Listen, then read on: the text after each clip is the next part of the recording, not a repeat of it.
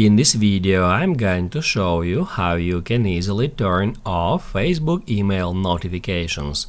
Be sure to watch the video to the very end so you don't make any mistakes, and of course do not forget to like this video and subscribe to my channel. Thanks guys.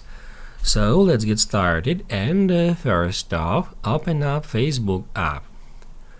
After that, go to menu. Then tap at that gear to head over to Settings and Privacy, and once you are at Settings and Privacy, just scroll down a bit until you find Notifications. Then just get into it, and after that scroll down to the very bottom, where you can easily find Email.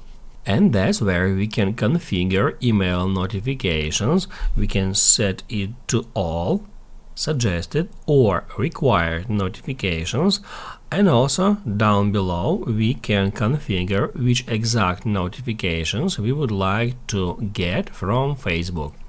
Right here we can turn on or off notifications for comments, tags, friend requests, and a bunch of different other categories of notifications. However, if you would like to turn them off, I recommend you to select Required Notifications. If you tap on it, you will be able to get just required notifications from Facebook app. If this video helped you out, don't forget to hit the like button.